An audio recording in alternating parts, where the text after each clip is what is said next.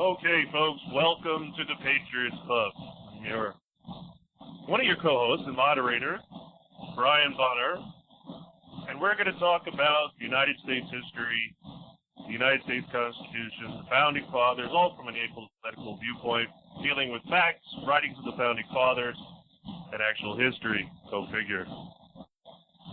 Pull up your stool, imbibe on your favorite beverage of choice, whether that may be ale, wine, whiskey, or other spirits, or water. And we're going to have a nice, relaxing time. We're going to start out with where we left off, which was after the First Continental Congress. It looks like Brian may be back. I hope so. Hey guys, I have no idea where I left off. The satellite went down. Where was I? Hi, my name is Brian. Yeah. And don't worry about, don't pay any attention to the first part of the show when you listen to it. You're just going to hear us talking about you behind your back, that's all. Oh, that's okay. So did I get through the House of Burgesses and the 5 resolves? No, I didn't even start on that. Oh man. Basically, you got as far as you got as far as to pull up your chair, get your favorite beverage, and that we last time we got, and I think that's about where we lost you. Oh, okay. Well, that's good to know. All right, so sorry, folks, but satellite and thunderstorms, these things do happen. I was going to talk about the Virginia Stamp Act Resolution 1765. That's why we're drinking heavily. Okay, Patrick Henry, who was a new member to the House of Burgesses, undertook a radical move against the authority of Parliament. In coalition with George Johnston, a representative from Fairfax County, Henry took the floor in May of 1765. The Burgesses, a very aristocratic company of wealthy plantation owners and gentlemen, had long operated under a relaxed rule that allowed 24% of the body to constitute a quorum. A quorum is the minimum amount of people present to have a vote. That day, only 39 members in attendance. Johnson moved that the House resolve itself into a committee of the whole. Henry seconded the motion and proceeded to offer a shocking series of resolutions.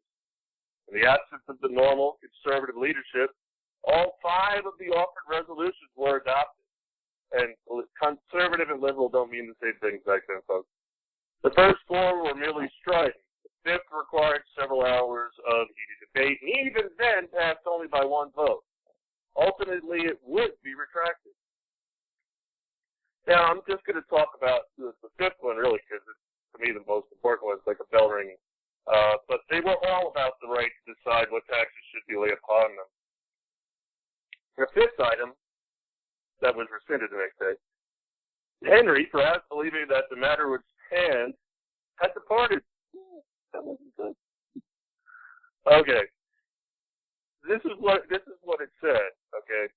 It resolved, therefore, that the General Assembly of this colony have the only and exclusive right and power to lay taxes and impositions upon the inhabitants of this colony, and that every attempt to vest such power in any person or persons whatsoever, other than the General Assembly, aforesaid, has a manifest tendency to destroy British as well as American freedom. But since Henry believed the matter would stand and left, the conservative members reformed on May 31st for the purpose of removing all 5 resolutions, but only succeeded in removing the 5th one, the text of which was found with Patrick Henry's will. Did any of you guys, I'll start with Troy, did you come across anything on this? Go ahead. No, not specifically on this. Actually, what I did was I stuck with the agenda that I was given. It said between point A and point B from the First Continental Congress. I believe you set up until the Franco-American treaty or alliance anyway, and that's pretty much where I spent most of my time, is going back over some of the First Continental Congress, some of Lexington and Concord, the Second Continental Congress, the Olive Branch Petition, Thomas Paine and Common Sense, Declaration of Independence, and that sort of thing. So that's where I spent most of my time today. Okay, no, we're going to get to that. But I stumbled upon this little piece of information that I had never read before, so it is in the timeline, but I thought I'd get to it. I don't think we're getting to the whole agenda, which means we'll have to do less studying next week, because I think when we get to Lexington and Concord and the Revolutionary War, things are going to kind of bog down quite a bit. But let me ask Loki. Loki, did you come across anything on this? Go ahead. Actually, no, I didn't, Brian. I did basically the same thing Troy did. I started from the First Continental Congress onward. So, I kind of missed this one. So, I'll have to, take away my gold star and give me a frowny face or something. You're right. It was an obscure thing. I stumbled across it. I had never read it before, so I thought I'd bring it up. And I was just curious if any of you all stumbled across it as well. That's all. And it'll give you a chance to see if you found something else besides what I had, just the basics I had found. But okay, so we're going to keep on moving on. I hope I don't have my timeline all messed up. Boy, I was busting my butt on this one all day yesterday. I mean, I've got so much information, there's no way I'm ever going to get through it. So if I get my timeline a little ahead of something you want to talk about, please tell me. And feel free to interrupt me. Okay, so the next thing I have in line to talk about is the instructions for the deputies appointed to meet in General Congress on the part of this colony by the Virginia Convention of 1774, which I'm sure is jumping ahead somehow. I'm positive it's jumping ahead. So, like I said, I was a mess all week. I had to work my butt off and trying to get this done. But I know I've got all the stuff here. I don't know if it's in the right order. So, does anyone have anything before 1774 they want to talk about? No, Brian. Actually, we discussed some right up to the to where we got some about the Stamp Act Congress. We talked last time up until the First Continental Congress, and we discussed a little bit about committees of correspondence. So we actually touched and got into this a little bit, and so we may be ripe for continuing from that point on. Okay, I was just making sure. Like I said, guys, I've been frantic all week, and even today I was out moving stuff for my old residence where I used to live off the mountain. For those of you who don't know, this doesn't matter to this, but I live on top of the mountain in the middle of nowhere. I'm running a generator so I can do what I'm doing right now, and my internet is through satellite normally, but it went down tonight, and now I'm on a cell phone. So the modern version of the Unabomber. Okay. Yes. Actually, I think he lived in more luxury than I did. I feel your pain. Oh no, it's Bill. How did you get here? Hillary. Okay, that's where I'm going to talk. But it is a party. All right, instructions for the deputies appointed to meet General Congress on part of this colony. I found this interesting. I knew nothing about this. It surprised me because I was a honors history student and just loved history. This is by the Virginia Convention of 1774, the unhappy dispute between Great Britain and her American colonies, which began about the third year of the reign of His present Majesty, and since continually increasing, have proceeded to lengths so dangerous and alarming as to excite just apprehensions in the minds of His Majesty's faithful subjects of this colony, that they are in danger of being deprived of their natural, ancient, constitutional, and chartered rights, have compelled them to take the same into their most serious consideration, and being deprived of their usual and accustomed mode of making known their grievances, have appointed us as their representatives to consider what is proper to be done in this dangerous crisis of American affairs. It being our opinion that the united wisdom of North America should be collected in a general Congress of all colonies, we have appointed the Honorable Peyton Randolph, Esquire, Richard Henry Lee, George Washington, Patrick Henry, Richard Bland, Benjamin Harrison, and Edmund Pendleton, Esquires, deputies to represent this colony in the said Congress to be held at Philadelphia on the first Monday in September next. and that they may be the better informed of our sentiments touching the conduct we wish them to observe on this most important occasion, we desire that they will express, in the first place, our faith and true allegiance to His Majesty King George III, our lawful and rightful sovereign, and that we are determined with our lives and fortunes to support him in the legal exercise of all his just rights and prerogatives. And however misrepresented, we sincerely approve of a constitutional connection with Great Britain, and wish most ardently a return of that intercourse of affection and commercial connection that formerly united both countries, which can only be effected by a removal of those causes of discontent which has of late unhappily divided us. It cannot admit of a doubt but that British subjects in America are entitled to the same rights and privileges as their fellow subjects possess in Britain, and therefore that the power assumed by the British Parliament to bind America by their statutes, in all cases whatsoever, is unconstitutional, and the source of these unhappy differences. The end of government would be defeated by the British Parliament exercising a power over the lives, property, and liberty of American subjects who are not, and from their local circumstances, cannot, there represented. Of this nature, we consider the several acts of Parliament for raising revenue in America, for extending the jurisdiction of the courts of admiralty, for seizing American subjects and transporting them to Britain to be tried for crimes committed in America, and the several late oppressive acts representing the town of Boston and province of the Massachusetts Bay. The original Constitution of the American colonies, possessing their assemblies with the sole right of directing their internal polities, it is absolutely destructive of the end of their institution that their legislators should be suspended or prevented by hasty dissolutions from exercising their legislative powers. This goes on and pretty much sums up everything we've discussed today, folks. And so if you haven't heard that, please download the shows and listen to them. It covers all their grievances. I'm not going to read the whole thing because it's going to put you to sleep. They were wordy back then. Claims all the grievances we've talked about, all the things that were going on, everything that has led to this point, and they're still trying to fix it. At 1774, with the Crown, they're still trying to fix it.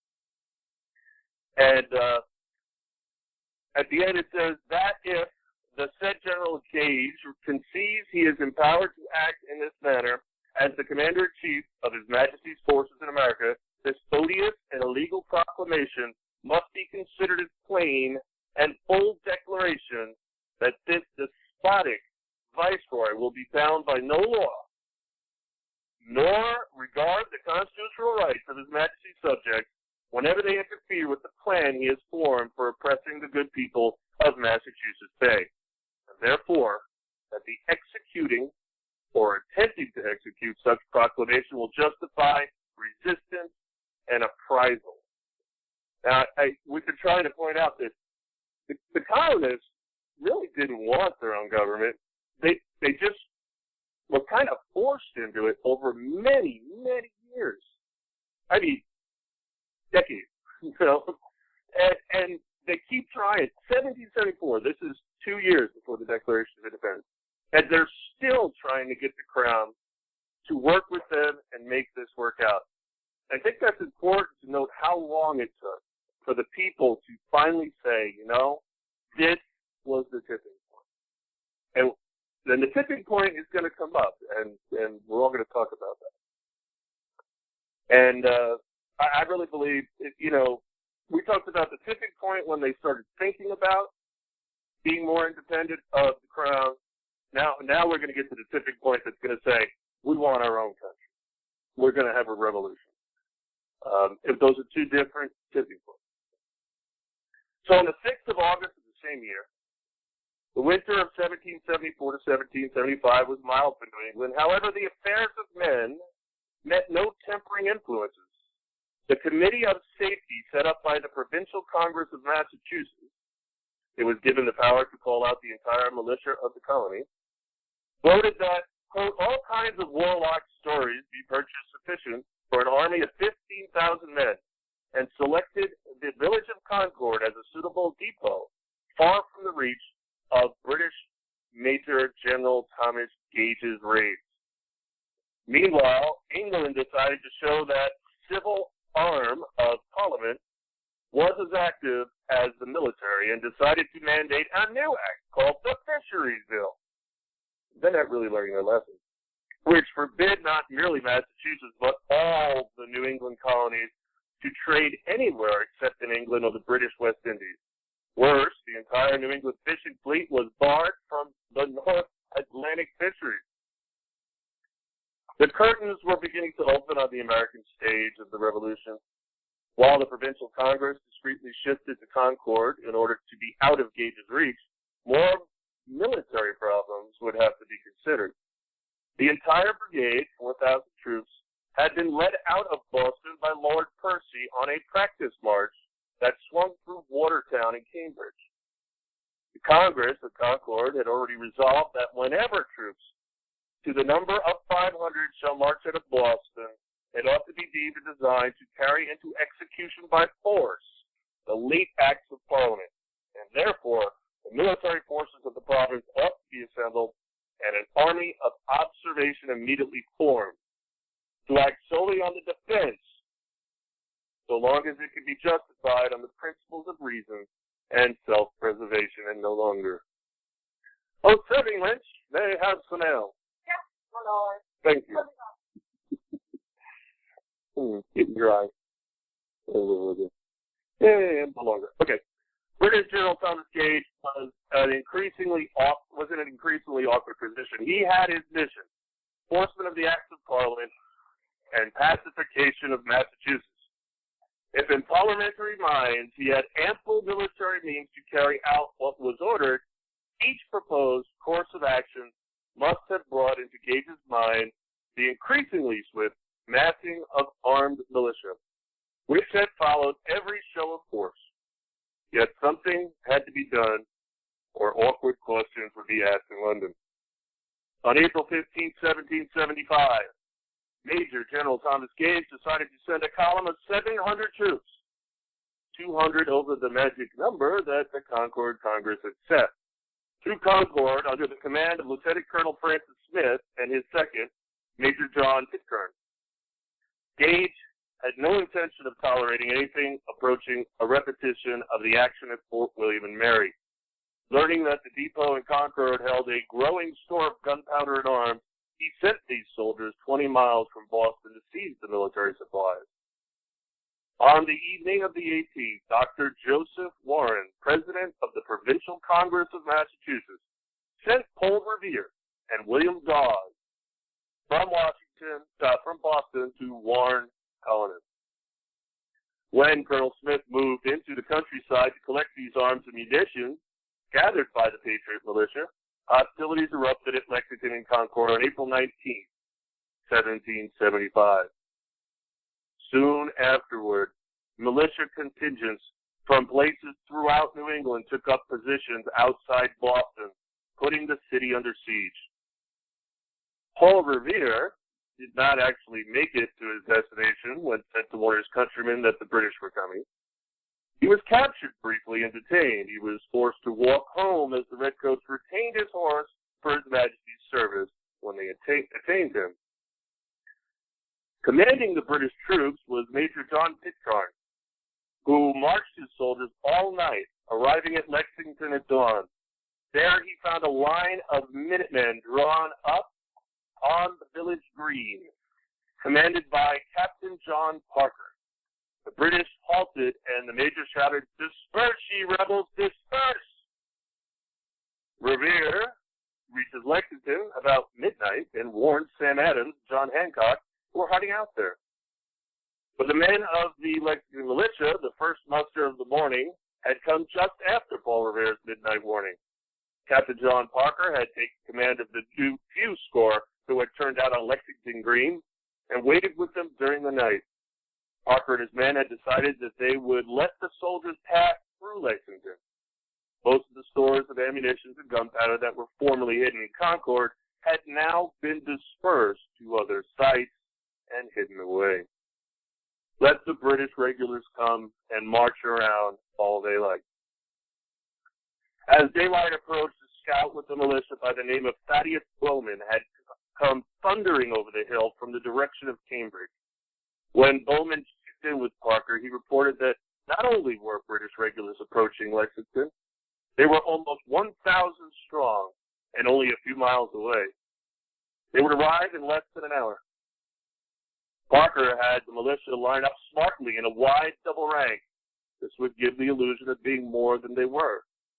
Looking off in the distance, Parker noticed that some of the town villagers had gathered at the church, the Buckman Tavern, and off to his right and to the rear, a cluster of them watched from behind the shield of a granite and stone fence.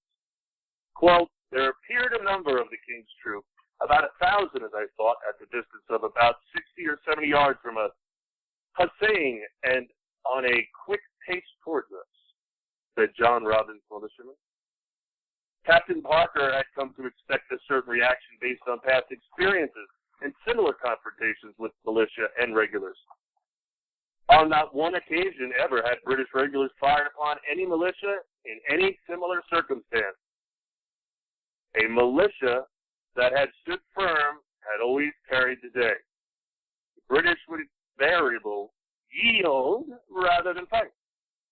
British grenadiers confronting and killing his compatriots was not an idea that sat with much comfort. The two forces would rush, and then the regular would march on to Concord. Captain Parker did not expect the script to change this morning on the Lexington Green. But the script changed. And as Parker calmly surveyed the scene, the British began to accelerate their pace and advance in the direction of the militia. Not wanting to expose his men in the open, Parker ordered the militia to disperse and scatter. Incredibly, Parker saw a broad line of 30 men moving towards them, running, with the muskets ready and bayonets attached, gleaming in the morning sunlight. In the distance, he heard the leader of the charge, a Royal Marine, his saber raised over his head, yelled, "Damn them! We will have them!" The militia continued to drift away from the formation. Weapons still in hand, they headed for the granite fence behind them, looking for protection. Another order from one of the advancing regulars to the militia was heard to cry, quote, "Lay down your arms, you damned rebels," end quote. Then suddenly, out of the massive yelling and troop movement came an unmistakable sound. A shot. But behind a stone wall, a shot rang out. No one has ever discovered who first fired the shot heard round the world. The trigger that had lain cocked and ready in Massachusetts for decades had finally been pulled. The shot heard round the world. Acting without orders, the British troops immediately began to fire. Then just as quickly, they formed up into ranks and began firing combined volleys at the spread-out militia. Major Pitcairn rode among his men trying to signal them to stop firing, but nothing could stop them now. Their muskets empty, they ran at the militia with bayonet fixed. Finally, Colonel Smith ordered a drum boy to sound a ceasefire. The drum brought the troops around, and under the angry supervision of their commanding officers, they reluctantly came to order. Drawing his officers aside, Colonel Smith reminded them of their mission as they were sent here to do. As the British marched away from Lexington and on to Concord, they left in their wake 8 militia dead and 9 wounded. Skirmish had lasted about a few minutes. But in those few minutes, the life of every Lexington family and eventually that of every American colonist had forevermore been changed. Horsemen swiftly carried the news of bloodshed at Lexington to nearby Massachusetts towns. I'm going to stop here to allow some comment before we go on to Concord and the British retreat. Okay, we'll start with Loki this time. Go ahead, Loki.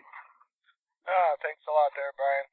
Yeah, actually, and that's one thing when we get into talking about the Constitution as far as the well-regulated militia goes, and what people in today's day and age don't understand, that the militia is everyone in the country.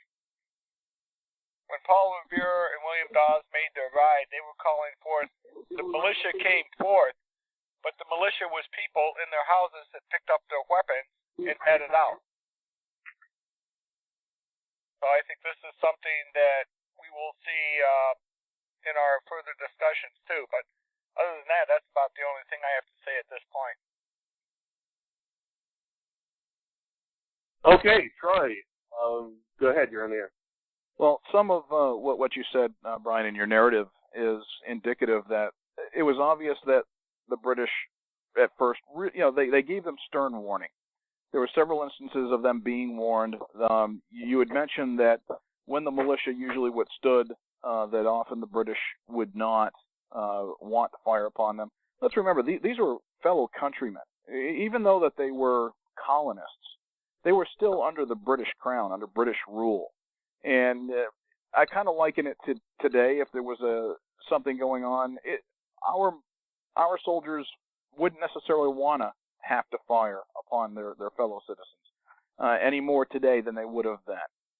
So it's one of those things that, it kind of was brother against brother. But also keep in mind too, a lot of these regulars were from the British Isles rather than necessarily being from right here on the continent. So you can see the animosity in the loyalty in that split.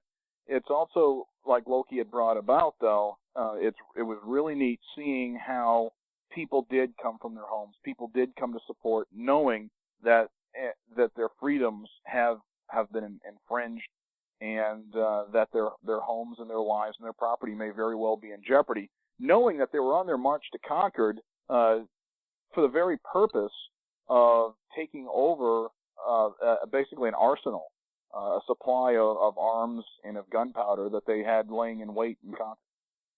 Over. Yeah, absolutely correct. Poor John. I finally got back to the interface. That's good. And that means my internet's back up. So I'm going to read a little more, I guess, because you guys have said what you had to say. And I kind of need someone to fill while I hang up one phone and start on another.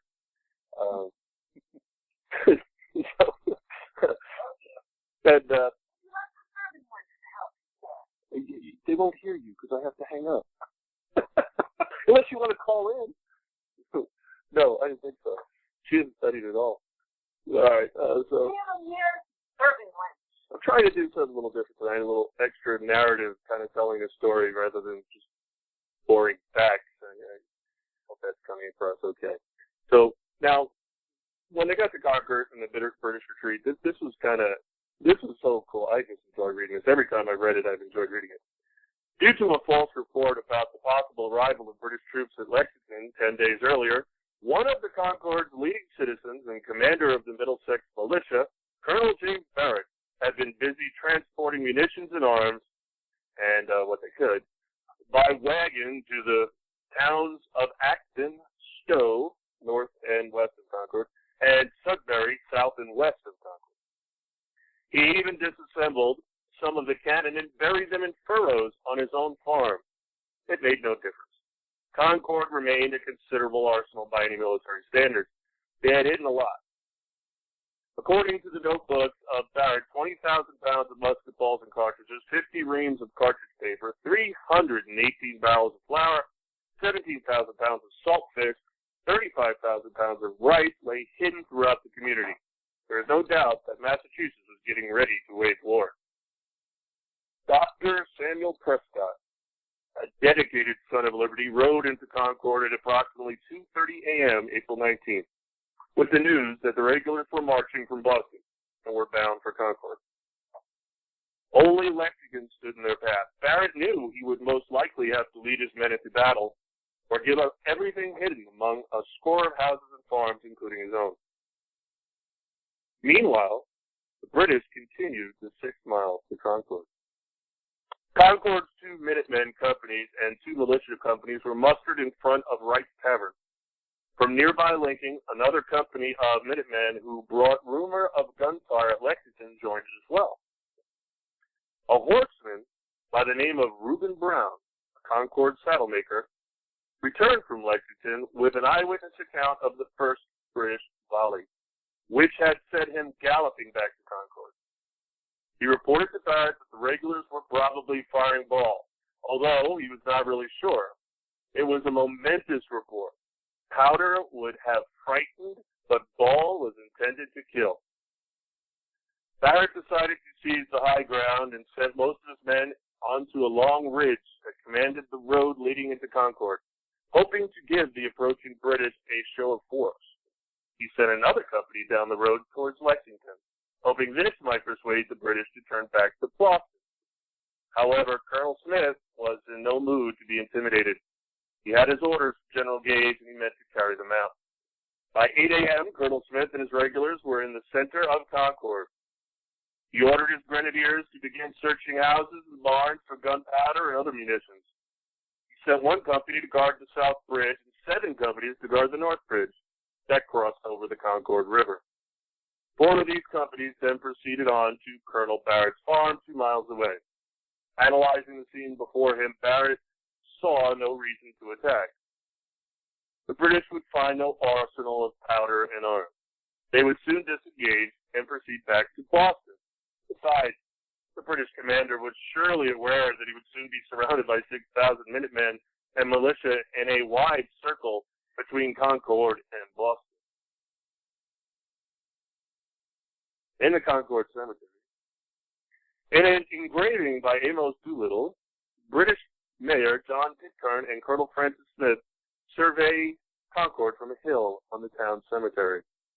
In the courthouse, the Grenadiers finally made one of their few finds, some cannon mounts and other equipment which they set ablaze.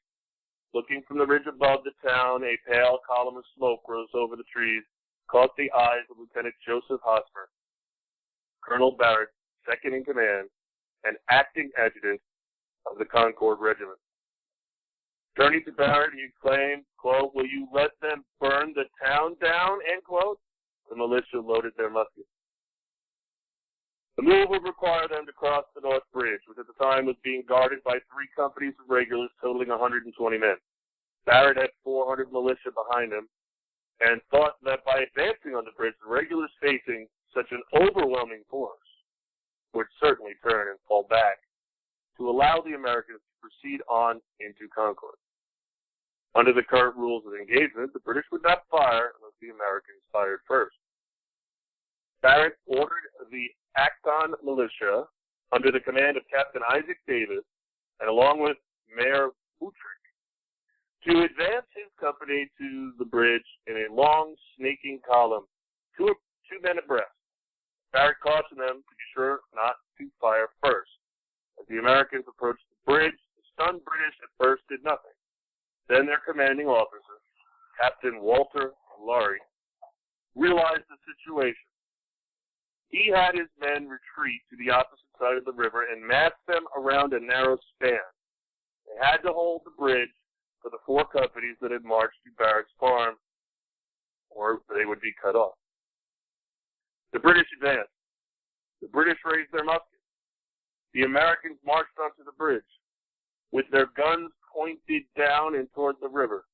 Several British soldiers fired warning shots. The Americans kept coming. Suddenly, an instant later, a full volley was fired at the head of the American column. Captain Isaac Davis was killed instantly with a bullet in his heart. Beside him, Abner Hosmer went down with a bullet to the head. 4 other men were wounded. The Americans stared in disbelief. Quote, "God damn it," end quote, one man shouted. Quote, "They're firing ball," end quote. Major Buttrick shouted, quote, "Fire, fellow soldiers, for God's sakes, fire," end quote.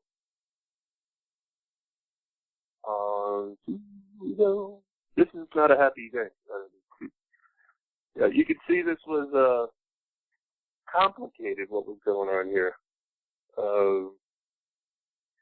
Unexpected by the Americans. They really weren't marching to to war. They really thought that they would not fire.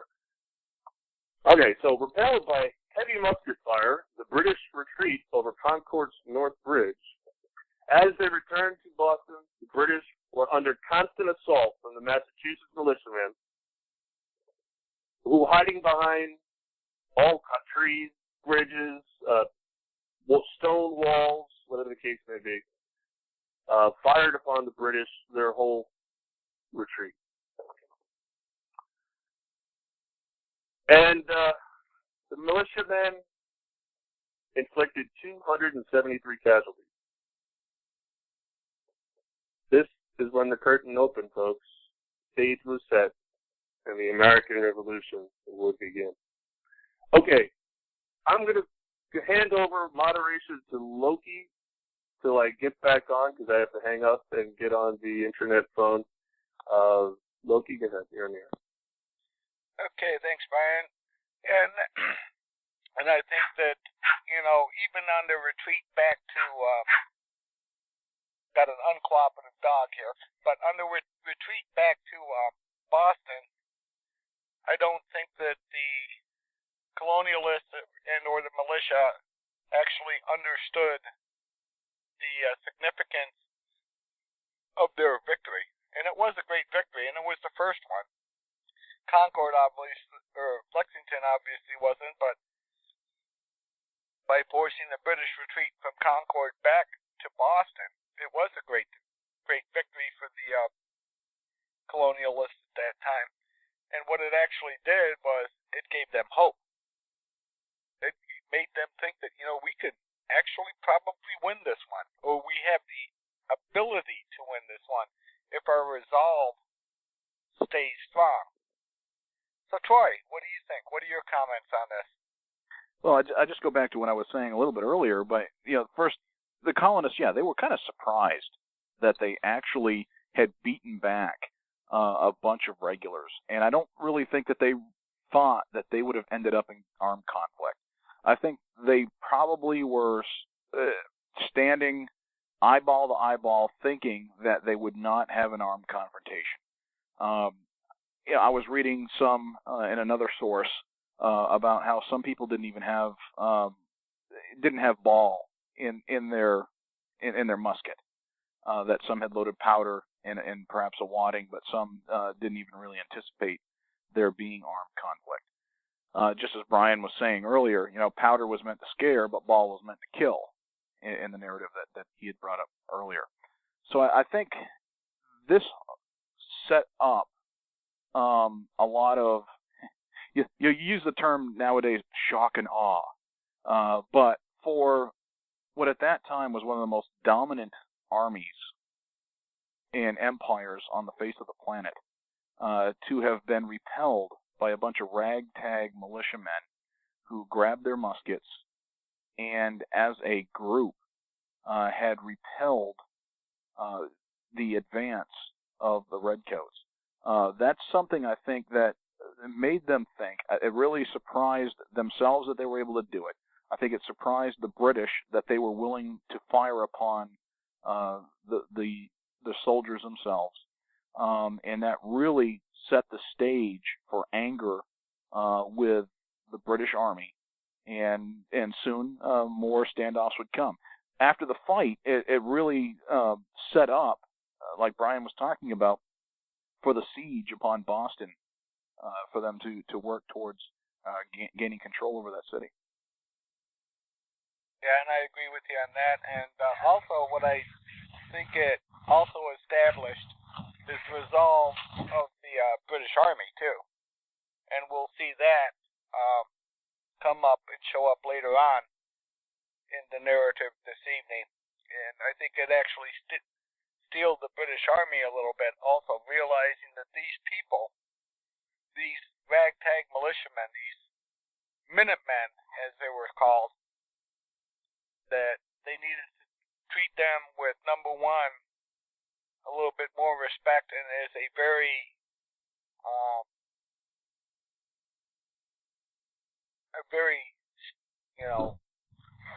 vicious adversary. And I think that's what we're going to see later on in the history of the revolution, that they did at a point realize that these guys were good and they weren't going to take anything, and it was they had to actually stand up to them, and then they had to take them on, and it's going to be interesting, especially with the siege of Boston. A lot of things come out of the siege of Boston too, but we'll come up against that when we do. Now looks like Brian's back online, so back to you, Brian. Okay, guys. Thanks a lot for filling in while I switch phones, and these things happen. Excellent. I'd like to point out that one of the things I think are always overlooked is the fact that most of the American colonists were excellent shots. They were hunters, so I don't think that all the British regulars were as good a shot as the colonists were. Also, the British militia had another weakness, which I noticed later on in American history we forgot about. They marched in regimental columns and, just marched out in the open and just, first column went down on their knees and fired. And the second column, then they fired, went down on their knees, the second column filed where the others were reloading, and it was all kind of, they just stood there right out in the open, where the colonists were smart enough to hide behind things. And I think it really kind of gave them an edge. I mean, the British Army was by far the most fierce army in the world at this time. But the fact that there was a downside to them expecting us to march in double columns as well to fight them, and we weren't stupid enough to do so, which we'll expound on later, of course. What do you think, Char? Do you think the marksmanship and the fact that we were smart enough to hide behind things played a role? Go ahead. Well, yeah, it's one of those things where you look back and I realize that it's historical fiction, but you look at the movie The Patriot with Mel Gibson, at least that gives an idea of the difference in mindset that you're just talking about. That you've got a bunch of people in bright red suits that are going to be marching in a column, and you guys can hide behind rocks, trees, buildings, and try to pick them off. And that's one of the things that always amazed me are the tactics of marching in regimental formation. We were talking a little bit, Brian, while you were coming back, about how the Americans were stunned, probably. You were talking about their marksmanship. Obviously, if you have to shoot and you have to kill, whether it be a squirrel, a rabbit, or whether it be a raccoon, or a deer, in order to feed your family, or you go hungry, as opposed to a British troop which is housed and quartered and fed by the military, then you've got the difference of territorial imperative. You've got the difference that you have to be able to supply your own food or you go without. But you take a bunch of people who do that, and we were looking at things like, during your narrative you had a few figures, but just in a nutshell, looking at the difference between the two. You had 700 or so estimated British troops in the initial gathering. 250 at Lexington Green, 96 or so at Concord Bridge, 120 at Barrett's Farm, and then an additional 1,000 for the return to Boston. Whereas you look over at the people who were indigenous, 75 at Lexington. They only started with about 75 folks at Lexington, 400 by the time they got to Concord and at the North Bridge, and by the end of the day, 4,000, an estimated 4,000 Minutemen come out from the neighboring, whether it be the neighboring towns or other people who came and joined. So when you end up with some 50 people killed that were Americans compared to the 73 from the British, when you get 39 wounded with the Minutemen compared to 174 being wounded, that shows you quite a difference in the tactics and the marksmanship that you were talking about. Over. Yeah, absolutely. And he meant to say 273. He just dropped the 2. But yeah, also we must remember that when they go hunting, that ball and cap and powder and wadding costs money, and so they don't like to waste money when they're hunting either. And Of course, if you miss, your chances of getting another shot at your prey is zero, because by the time you load the musket, they're gone. So also the cost of it plays a role in all people that hunt that are poor in America, even to this day, that there are still people, folks, that subsistence hunt. And so it does play a role. You know, you have to make the first shot count. And, you know, I don't know how well they were training, you know, their regulars in the British Army in marksmanship, how much money they were spending in training them to be crack shots, but it seems to be not so much. You know, they trained them more in, you know, regimentation of loading and firing and sink, and loading and firing and sink, and the basics of marksmanship. But I don't think any of them would be called sharpshooters. You know, even in modern times, we have to make references here and there. This isn't politics. But, you know, for the longest time, there was when we had people brought into the military, what was noticed right off was people from the southeast and places where they hunted were excellent shots. They were the riflemen. Those were the guys that could just squeeze one shot off and take a guy out. And all the training that they went through in basic training, the people that never held a gun and shot a gun before, they weren't so good. They weren't very good at all. And that's why they made the civilian, what the heck is it called? Civilian something partnership, to encourage civilian marksmanship program. To encourage kids to thank you, Kurt. That was it. Which is still in existence. It's been under covers. Yes, Clinton didn't notice it. No, this is before the NRA. But yeah, this is a government-run, sponsored program, and so it still exists today, because they realized how important it was to the military to have people that are already excellent marksmen before they went in the military, because teaching that takes a long time, and it's better learned when you're young than when you're old. And so you have these kids growing up in the colonies that have to eat, and they hunt. That's what they all did. And so they learned to shoot straight at a very young age, and they learned to, like Troy said, if you think shooting a rabbit, a squirrel, and a raccoon is easy, you try it. Those are pretty small targets. Deer's a little easier, but still, I mean, if you want a kill shot, you got to get it in the right spot, or it's going to run off and spoil your meat. So they had these skills already. They didn't know anything about this regimental stuff, about marching and about, you know, synchronous firing and synchronous reloading, but they knew how to shoot you, and they knew how to reload and shoot you again. Well, the next guy. So I mean, I think that was really important, as it has been historically to our military. That was an interesting point Kurt brought up. Okay, Loki, you got anything to add? Go ahead. Yeah, I'm going to add just one real quick thing, because I don't get the opportunity to do this very often. You mentioned something about with the British training that they, you know, the powder, shot, and caps cost a lot. Well, I'm sorry, Brian, there were no caps back then. The flints may have cost a lot, but, you know, like I said, I don't get the opportunity to do this very often, so I'm taking advantage of it when I can. Back at you. He's absolutely correct. They were flintlocks. I'm so used to cap and ball. Too much competitive shooting. Yes, they were flintlocks and with no cap. That was good. Thanks, Loki. I need that every once in a while. All right. I have no problem with being corrected, folks. Everybody makes a mistake, and it's always good to learn from your mistakes. Okay, so I'm going to try it. This is tough. I don't think we're getting to the American Revolution today, folks. I'm glad you studied ahead, because next week I think we're going to go in depth in the American Revolution. Because once I started doing my research into it, I realized how important it was and how much I really wanted to discuss it and read about it and study it.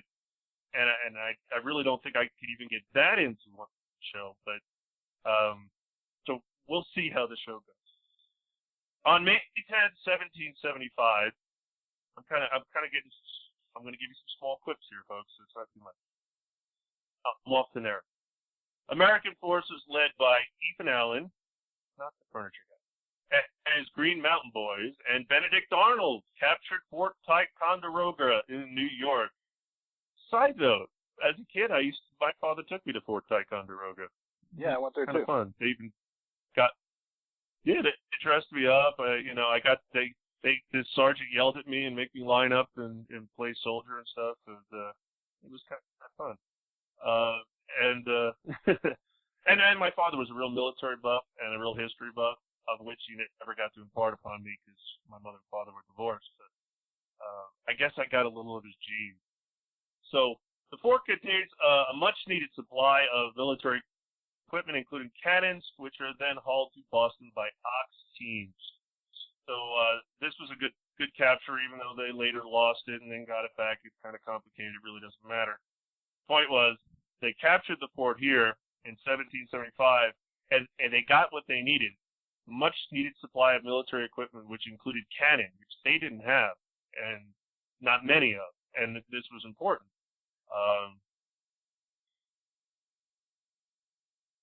And I really did enjoy Fort Ticonderoga as a little kid. But since Troy said he went there, I'm going to let Troy go. Go ahead, Troy. Yeah, talk about it.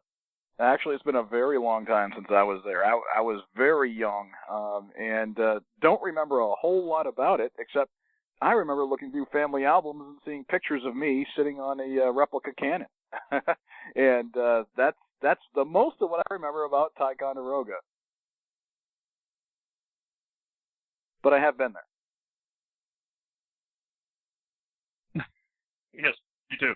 And yes, I remember the sergeant yelling at me pretty well. He was a tough guy. He scared the tar out of me. But it was a fun experience. My father took me to Gettysburg, all these places. The point is, Fort Ticonderoga, it's still there in New York if you ever want to go visit it. There's a lot more history to it, but for what we're talking about right now, that's it. That's the nutshell. They captured it. They got much-needed supplies, including cannon, which they hauled to Boston by ox teams. Also, on May 10th, 1775, the Second Continental Congress convenes in Philadelphia with John Hancock elected as its president. On May 15th, the Congress places the colonies in a state of defense. On June 15th, the Congress unanimously votes to appoint George Washington, General and Commander-in-Chief of the new Continental Army, which he really didn't want. But we will talk about that, I'm sure. He really did not want to be Commander-in-Chief, and that's something he sought. But they hoisted it upon him, which is often the case with great men. So, but I do want to talk about the Battle of Bunker Hill, which I thought was misnamed, but which was fought between the British regulars under General William Howe and New England militiamen under Colonel William Prescott and General Israel Putnam on June 17, 1775.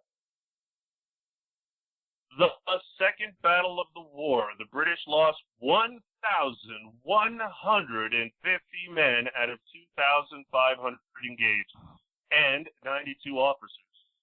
1 in 4 of the British officers killed in the whole war. General Gage had decided to siege and fortify Dorchester Heights and Charleston, which, if taken by the Americans, would make Boston quite untenable. Not a nice place to be. When the Americans learned that the British in Boston intended to secure certain heights outside the city, General Artemus Ward, hearing rumors of this, ordered the fortification of Bunker Hill on the Charlestown Peninsula. That's a jutting out of the water. He then decided on 15 June to occupy Bunker Hill, 110 feet high, and just behind it, Breed's Hill, 75 feet high, inside Charleston's neck. From Breed's Hill, small cannon could threaten Boston and its shipping. In 4 hours of furious digging, the Americans built a formidable earthwork fort, a redoubt, on Breed's Hill. The fort put Boston and ships in the harbor within range of American artillery, so the British were forced to attack it. The Americans had been ordered to fortify nearby Bunker Hill, and that name became attached to the battle.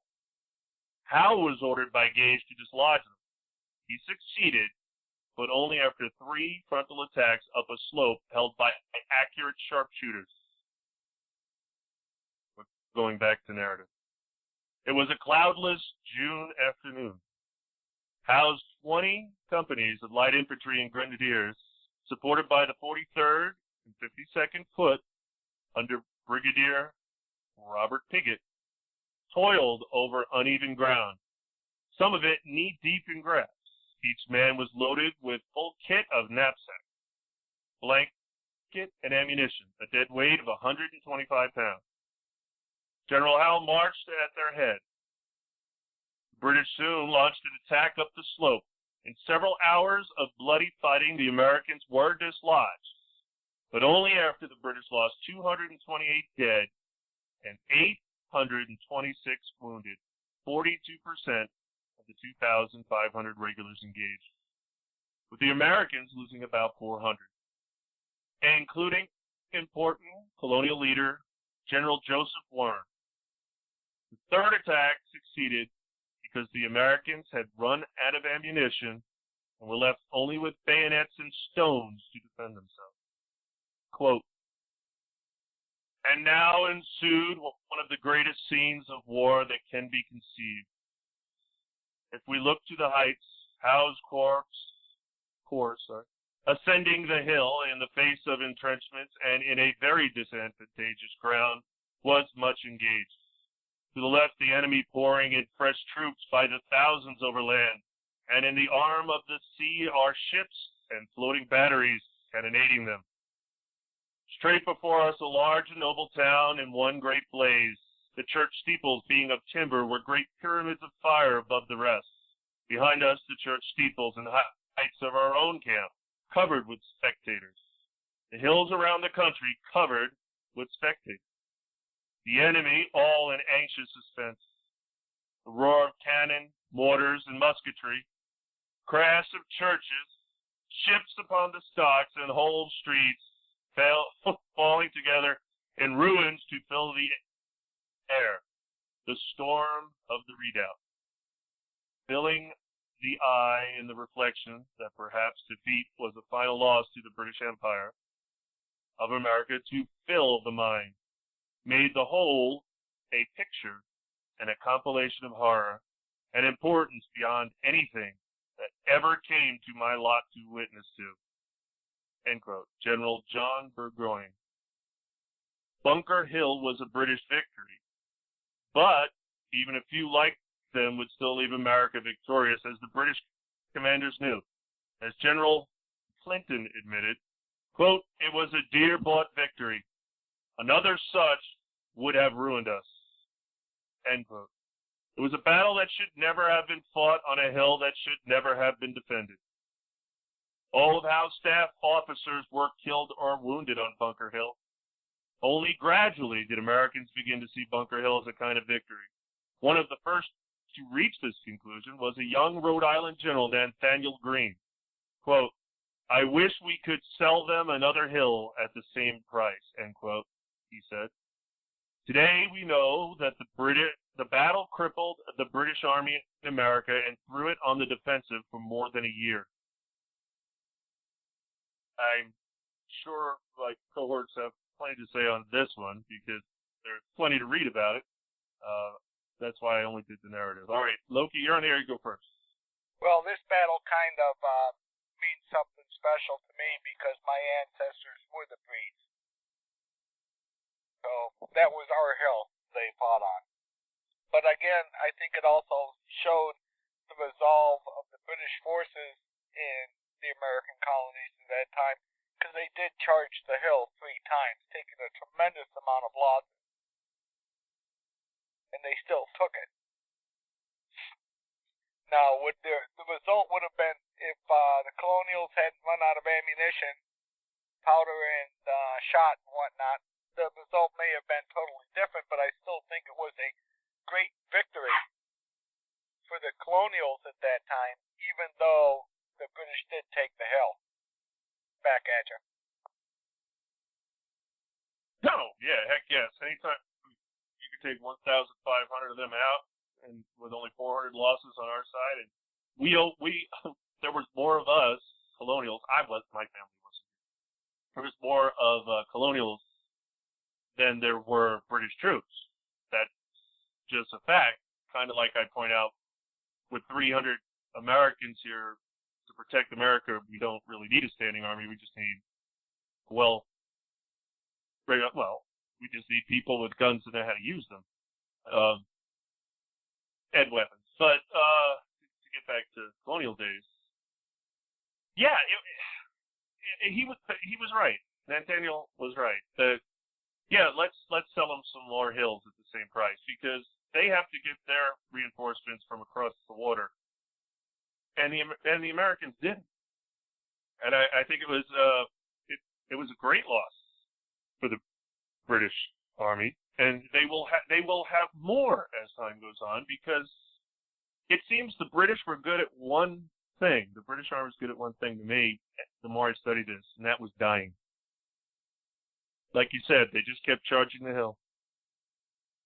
They have great what's the word I want to look through? Discipline.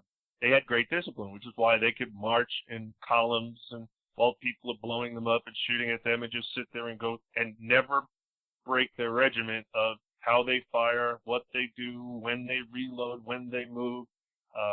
And that's very important in a war, of course. But, I think their commanders were a little stupid. I think if they had great commanders like George Washington on the British side, it might have turned out quite a bit differently. But I think their commanders were just book-learned, educated, wrote, just da-da-da-da-da, this is what we do. This is how we do it every time. This is what we do. We don't react to the situation. We repeat, we do, this is what we do. We are regimented. We do this every time. And I think that's what made the British lose, because the colonialists were like, we ain't doing that. I ain't standing out there. You're nuts. I'm hiding behind a tree. It's like I would be. I'm like, someone ought to be standing in the middle of a field with a bunch of other people and shoot at an army. I'd be like, you're nuts, right? I'm gonna circle around behind them and shoot them in the back. That's okay with you. But maybe it's just me. But all right, Troy, you're on the air again. Yeah, looking at some of what you were saying, Brian, there's a couple of things that I like in it too. And looking at another period of history, you were talking about how the British threw a lot of people, basically, and they were very disciplined, and that's how they were able to withstand. I think back to World War II, and when I look at the Russian army, let's say with the Battle of Stalingrad at the time, and that's one of the ones that's always fascinated me, where they just threw millions of people at the battle, and they won. But they won at an extremely high cost. There were a lot of extenuating circumstances in battles like that when you look at a more modern time. But it's the same principle involved when you just throw wave after wave of people. And referring back to, like I said, the movie The Patriot, but he was talking about, we kept firing and they kept sending wave after wave of people. So at least there was just a little historical accuracy there.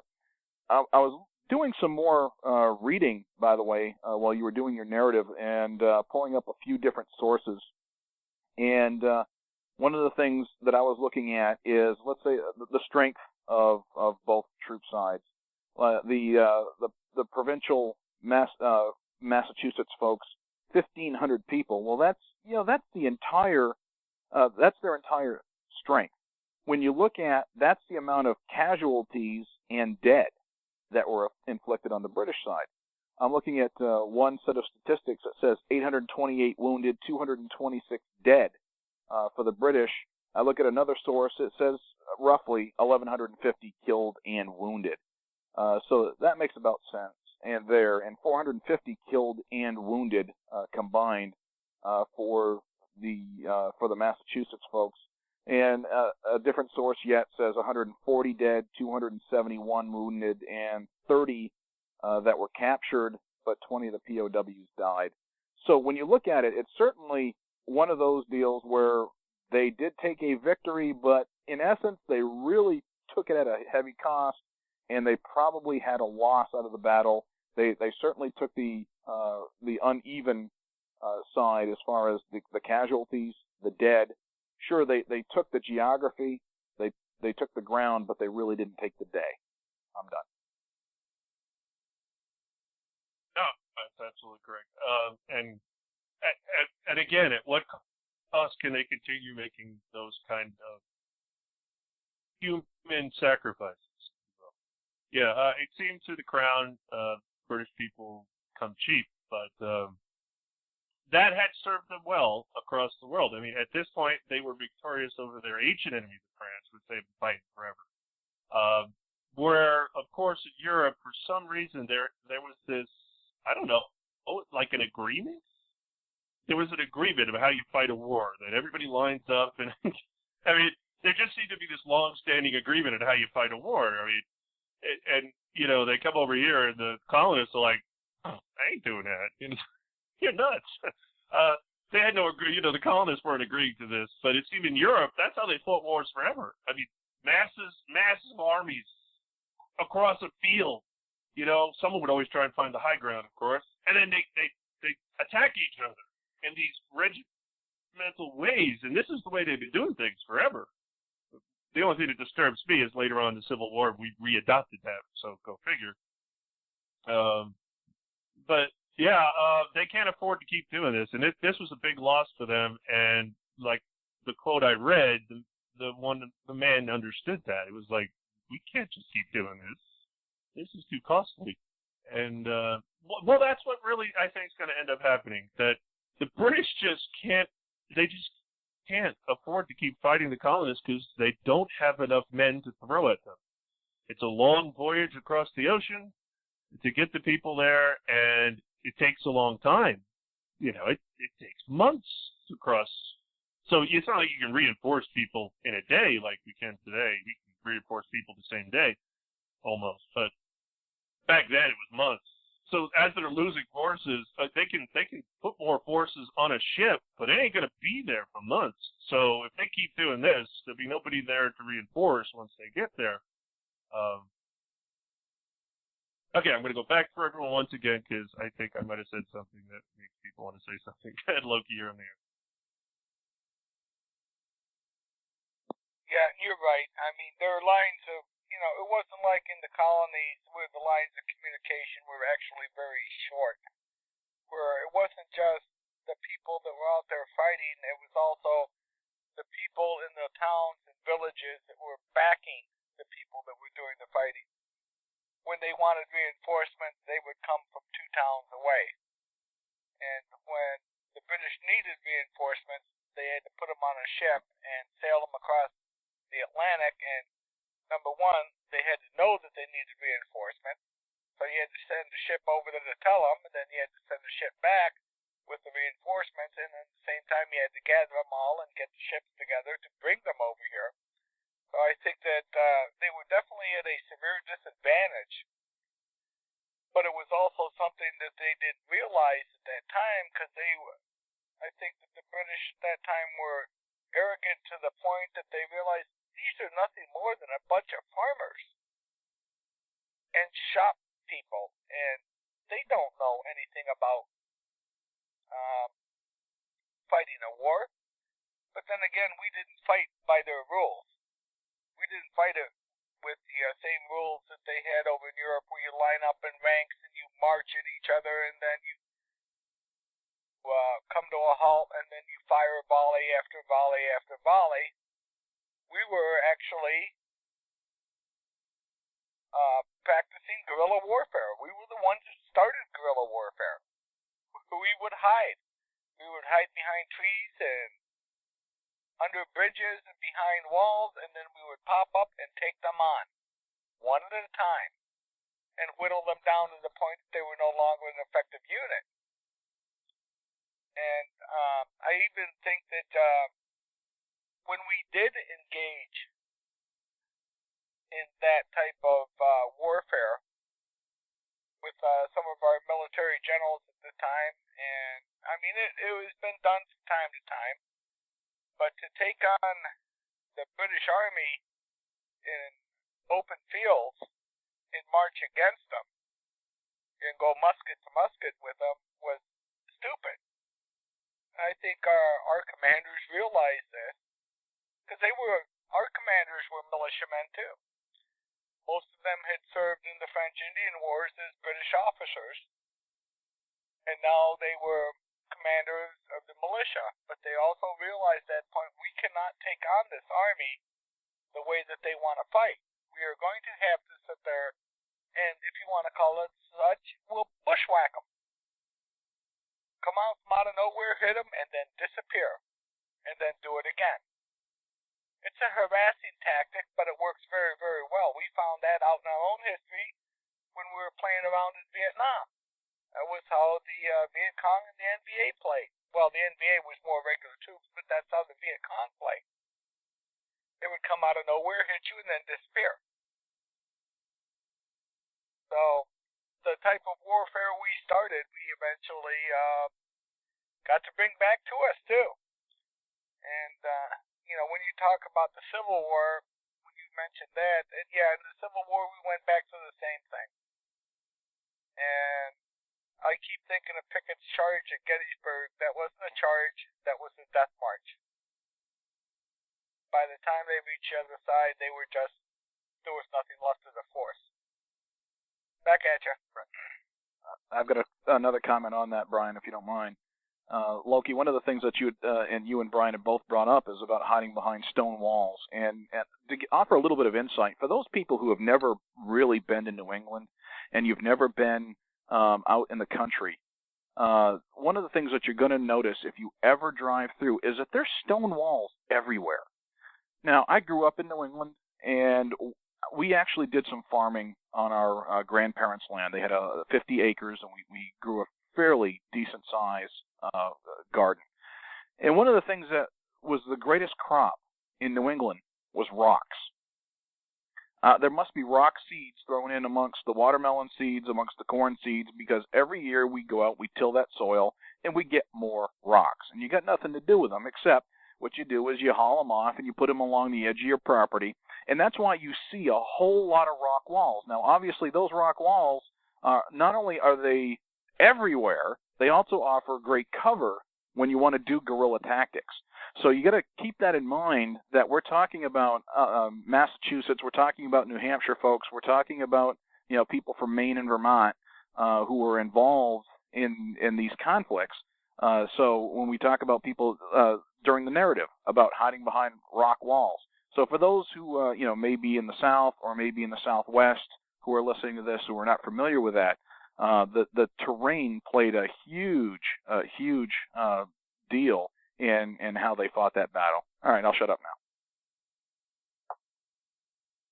No, it's absolutely very true. While farming, they dug up a lot of rocks. So they built their houses out of them. They made walls out of them, which made their houses very good places to stick a gun out the window too, as well. So yeah, absolutely true. All very good narratives. And I'm trying to see, am I in a place we should? No, I think we should continue. Well, you're right about at the second. You're right about getting into the Second Continental Congress, probably right about in your timeline, and then the Olive Branch petition. So I don't know if that's a good place for you to stop or not. Yeah, I'm checking my timeline right. I think I'm going to go just a little further, and then I'm going to end it right where we're going to start really getting into the. I'm going to move into a quick timeline for folks right here because I figure that's the best way to get through this. And then I think next week we should talk about the American Revolution, and that might take that might take at least 2 shows to do. Closing the window. Okay. Morale! Okay. I'm kidding. July 3rd, 1775, at Cambridge, Massachusetts, George Washington takes command of the Continental Army, which now has about 17,000 men. This might be a good time to end this, because we're over an hour, and I'm supposed to read something from Patriots History of the United States at this point. So, I think we have to end this here, because this is going to start getting more in-depth than... I really don't want to make them too long. I want people to be able to download them, listen to them, and not get overburdened with just too much information. And I keep rethinking this as I go. And with that, before I make a decision, after all, I said it's not my show. I'm just a moderator. I'd like everyone else's opinion. Troy, talk last. Loki, your opinion? I think this is a good place to start before we get any more in-depth stuff. Go ahead. Well, yeah, that's fine. And that's the thing. I mean, what we're dealing with here is a very complex set of circumstances that led us up to what we're going to finally talk about is the Constitution. I think and you're right, we don't need to bore people to tears because, number one, they'll never come back and listen to it. And I think what we need to do is, I think it's a good point to stop, and that's what we're going to find out as we do this show is, where is a good break in history to put this break in and continue it on the next week. So I agree with you. Troy, what do you think? No, I think that's fine because what we've got is we got a point of reference. We know that we just finished talking about the Battle of Breed Hill. So we know that the next step in the timeline is X, and because we've been going at it, like you said, about an hour. And as long as I'm talking, one of the things I wanted to throw out there too is we've already talked about 2 battles, actually 3 if you want to count Lexington and Concord as separate skirmishes. But when you look at acts that we've already seen that we talked about, I don't know, we didn't really touch on like the HMS Peggy Stewart being burned, but we did talk about the Boston Tea Party. We talked a little bit about the Boston Massacre earlier, but what we're looking forward to is we're still looking at things like trying to patch things up. We're looking at the Second Continental Congress as we're getting to that point, and we haven't even gotten into what's credited as being one of the most influential works in that time period of Thomas Paine's Common Sense. So all of this has gone on before the publishing of Common Sense, before the Declaration of Independence, and a lot of people miss that, which is why I'm glad we're covering stuff. Bunker Hill, Lexington, and Concord happened long before. We're talking, a full year before the Declaration of Independence was ever signed, and still people were trying to, like the Olive Branch Petition, please, King George, please come to your senses. Please work with us. And as you talked about, Brian and Loki, it takes a long time for communications to go over and a long time for a response to come back. So there were still a lot of people trying to make this thing work. We're willing to fight it out, but we still value you as countrymen, as trading partners, and as our brothers and sisters. So that being said, about an hour and 10 minutes, 15 minutes, if you want to include all the time that we had of bantering back and forth at the beginning. I mean, it may be a good place to stop only because we've got a time reference that we just finished. All right, good. That was actually the point, and we will definitely be getting to Thomas Paine's Common Sense. And for the Declaration of Independence, I'd like everybody to concentrate on the fact that there were more people involved in writing it than Thomas Jefferson, and references to that, because of course that is true, and most people don't know that. Everyone's like, oh, Thomas Jefferson wrote the Declaration of Independence. Well, yeah, sort of. He deserves all the credit he gets, of course, but he wasn't alone in that. He also didn't write the United States Constitution, and we'll get to that later. That's going to take us forever to get through. That's what I want to work toward. Getting to the Constitution is going to be the meat and potatoes of this show, boy. That's gonna take us some time. I'm gonna let you talk a little bit. Go ahead. All right. I'm sorry, I didn't mean, but when we get into talking about the Declaration of Independence, there's one thing that I would like both of you to read, if you don't mind. And it's a speech that was written by Rush Limbaugh Jr., Rush Limbaugh's father, on what happened to some of the signers of the Declaration of Independence, so that we can discuss that and let the people know what they gave up, and to actually understand what an American patriot is all about. I mean, there were people that sacrificed everything, and if you need me to, I can copy and paste it and send you the whole thing, and it's actually a very good speech. And I read that on my particular 4th of July show, because I think that was something that has not been talked about in history, is what the framers of the Constitution or of the Declaration actually gave up for that document, and some of them gave up everything. So, and I think that needs to be included in this as far as, I mean, some of them came away from it fairly well unscathed, but others, sacrificed it all for this country. And I think the average American person who is what we're trying to reach and educate need to know that too. That what these people gave up was their lives and their livelihood. And, they thought nothing about it. And, when we get to the Declaration, I think that's going to take some time to talk about also, because there are some extremely powerful words that those 56 men penned in that document. Back at you. No, I think you're absolutely right, and of course we should look up what happened to those people. But as pointed out, it's not my show, Loki. So you could read what you did for your show on this show. You don't have to send it to me to read. You can read it. Okay. That's absolutely a good idea. I mean, I think that's great. And any of you, Troy, if you want to do more narrative kind of stuff or whatever the case may be, you're welcome to do it. I don't want this to be my show. I'm just kind of making sure I give us stuff to talk about. And anyone's allowed to bring whatever they want into the show that's historically correct and adds to the show. I mean, that's what I wanted. The more people, the merrier. I wish there was more people bringing more stuff into the show. It's not my project. It's our project. All you people listening, all you people contributing, it's our project. Would you like to say something, Troy, before we end the show? Go ahead. Yeah, Brian, you mentioned something that kind of made me chuckle when you talked about it wasn't just Jefferson who wrote the Declaration of Independence. I'm reminded of the musical 1776. Amusing as it was, they had portrayed Jefferson in a hotel room, just sitting there writing draft after draft and sheet after sheet, as if it was just his work.